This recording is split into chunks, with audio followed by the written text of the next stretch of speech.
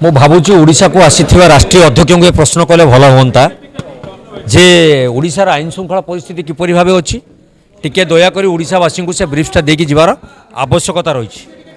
ଆଉ ଆପଣ ମୋତେ ଯେଉଁ କଥା କହୁଛନ୍ତି ମୁଁ ତ ବିରୋଧୀ ଦଳରେ ଅଛି ମାନେ ନିଶ୍ଚିତ ତାଙ୍କ ବିରୁଦ୍ଧରେ କହିବି ସେଇଟା ସମୀଚୀନ ହେବ ନାହିଁ। ସରକାରୀ ଦଳର ନେତାମାନେ ଯେଉଁମାନେ ନିଜକୁ ସରକାରୀ ଦଳର ଅଭିଜ୍ଞ ସମ୍ପନ୍ନ ନେତୃତ୍ୱ ବୋଲି କହୁଛନ୍ତି ସରକାରୀ କଳର ଅଫିସରମାନଙ୍କୁ କିପରି ଭାବରେ ପରିଚାଳନା କରାଯାଏ ସେମାନେ ପ୍ରଥମେ ଜାଣିବା ଦରକାର। ଯଦି ନ ଜାଣିଛନ୍ତି ତାର ଟ୍ରେନିଂ ଗୋଟେ ଦେବା ଆବଶ୍ୟକତା ରହିଛି। ଆଗେ ରାଜ୍ୟ ସରକାର ସେମାନଙ୍କୁ ଗୋଟେ ଟ୍ରେନିଂ ଦିଅନ୍ତୁ। ସେମାନେ ଅଫିସ ଭିତରେ ପଶି ବିଭିନ୍ନ ବିକାଶମୂଳକ କାମରେ ବର୍ତ୍ତମାନ ବାଧକ ସାଜିଛନ୍ତି। ବିକାଶ କରୁନାହାନ୍ତି ବିନାଶ ଆଡ଼କୁ ଗତି କରିବାର ବ୍ୟବସ୍ଥା କରୁଛନ୍ତି। ଯେହେତୁ ଆଗକୁ ପଞ୍ଚାୟତ ନିର୍ବାଚନ ଅଛି ସରକାରୀ ଦଳର ନେତୃତ୍ୱମାନେ ଅତ୍ୟଧିକ ଉତ୍ସାହୀ ହୋଇ ପଡ଼ିଛନ୍ତି। କ୍ଷମତାକୁ ଛାଡ଼ିବାକୁ ଇଚ୍ଛା ପ୍ରକାଶ କରୁନାହାନ୍ତି। କ୍ଷମତାକୁ ଠିକ୍ ଭାବେ ପରିଚାଳନା କରିବା ପାଇଁ ବ୍ୟବସ୍ଥା ନାହିଁ।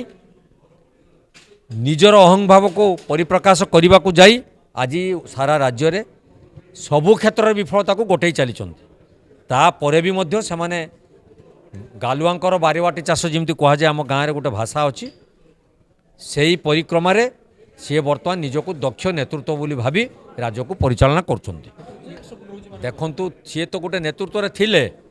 ଆପଣ ମଣ୍ଡଳ ସଭାପତି କତିକି ଆସନ୍ତୁ।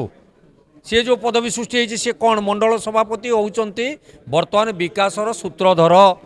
ସେମାନେ ହେଉଛନ୍ତି ବୁଦ୍ଧିଜୀବୀ। ସରକାର ତାଙ୍କୁ ବୁଦ୍ଧିଜୀବୀର ମାନ୍ୟତା ଦେଇ ମଣ୍ଡଳ ସଭାପତିଙ୍କର ବାର୍ତ୍ତାରେ ମଣ୍ଡଳ ସଭାପତିଙ୍କର ସହଯୋଗରେ ବର୍ତ୍ତମାନ ଜିଲ୍ଲାର ବିଭିନ୍ନ କାର୍ଯ୍ୟକ୍ରମ ପରିଚାଳନା କରୁଛନ୍ତି। ଯେଉଁମାନେ ନେତୃତ୍ୱରେ ଅଛନ୍ତି ସେମାନେ ଆଗେ ନିଜକୁ ସମୀକ୍ଷା କରନ୍ତୁ ଯେ ଅତୀତ ସରକାରକୁ ଦୋଷ ଦେଇ ସେମାନେ କ୍ଷମତାକୁ ଆସିଥିଲେ ଏବେ କ'ଣ ସେମାନେ କରୁଛନ୍ତି କ'ଣ କରିବା କଥା ଇଏ ବର୍ତ୍ତମାନ ପ୍ରଶ୍ନବାଚୀ ସୃଷ୍ଟି ହେଇଛି।